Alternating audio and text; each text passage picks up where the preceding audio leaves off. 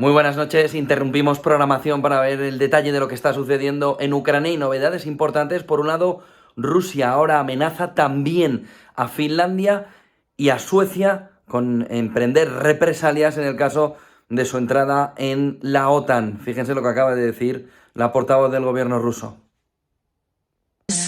National members and providing security is the national sovereignty, and Finland and Sweden should not base their security based on damaging security of other countries, and their accession to NATO can have detrimental consequences and face some military and political consequences. And second question, head of... Y por supuesto ha contestado rápidamente la OTAN. Stoltenberg ha dicho que va a desplegar ya tropas. La duda ahora es si van a llegar a tiempo, porque dice que podrían tardar entre 3 y 5 días, cuando no parece que las tropas ucranianas puedan aguantar ni tan siquiera horas. NATO allied country.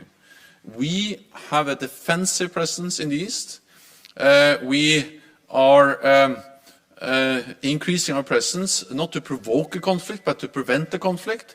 And as long as there is no doubt about NATO's readiness to protect and defend all allies and our commitment to the core message, the core task of NATO, one for all for one, an attack on one ally will be regarded as an attack on all, then no ally will be attacked. And that will prevent the conflict. And that will preserve peace for NATO allies and for 1 billion people. To prevent that the war which is going on in Ukraine spill over to any NATO allied country. And that was the message from NATO leaders today. That was also the message when I met with many of them in the G7 yesterday, and that is also, of course, the message when we speak to close partners, Finland, Sweden, and the European Union, because we all are concerned, and Russia's attack on Ukraine is more than an attack on Ukraine. It's a devastating, horrendous attack on innocent people in Ukraine. Dos reacciones más en las últimas horas. Una, la de Tayyip Erdogan.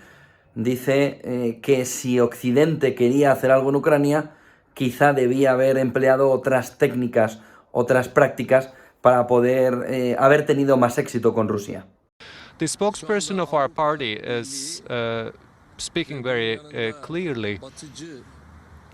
Explanations of him are crystal clear.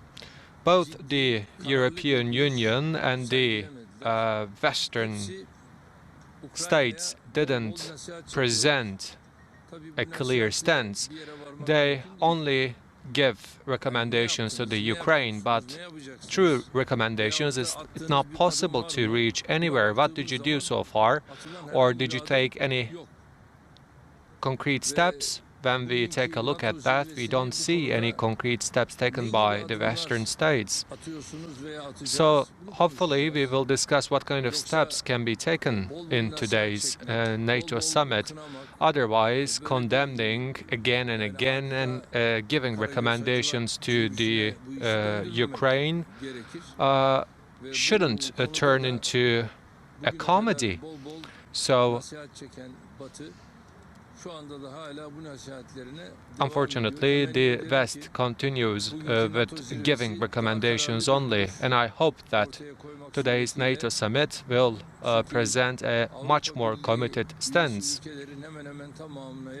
because almost all of the European Union members are also NATO members, but since they cannot present their commitments and determination, as Mr. Zelensky said, that they are only giving recommendations, but they are not extending any support whatsoever, which is not acceptable, as the topic is about solidarity and brotherhood. Thank you very much. Have a nice day. Y para terminar, Vladimir Putin, que hoy ha dicho, hace unas horas también, que el ejército ucraniano debería ser el que se rebelara contra su gobierno. De esa manera se podría dice, negociar más fácil. Today we will discuss the ongoing special operation in Ukraine. Main clashes between the Russian army and the Ukraine forces are not actually clashes with the Ukrainian army, but with the illegal groups of nationalists that are actually responsible for the blood that we see in Ukraine. These nationalists that became embedded in Ukrainian armed forces actually keep encouraging the Ukrainian army to attack and also serve as human shields. Also, we can see and observe that neo-Nazi forces and these nationalists provide heavy weapons to the central parts of cities, including Kiev and Kharkov. They expect to draw return fire by Russian armed forces against civilian population areas, civilians populated areas. They try to do this to then blame Russia for attacking civilians. We know clearly that this is done under the recommendation of American consultants and experts, primarily Americans. I would like once again to address the Ukrainian army men. Do not let these nationalists use you, use your women, your children, your elderly, to use them as human shields. It will be so much easier to talk to you and to negotiate with you than with this gang of Nazis that has captured Kiev. Also, I would like to commend the efficiency of Russian armed forces. They have been acting honorably, heroically, and they are effective and efficient at protecting the Russian people and their homeland.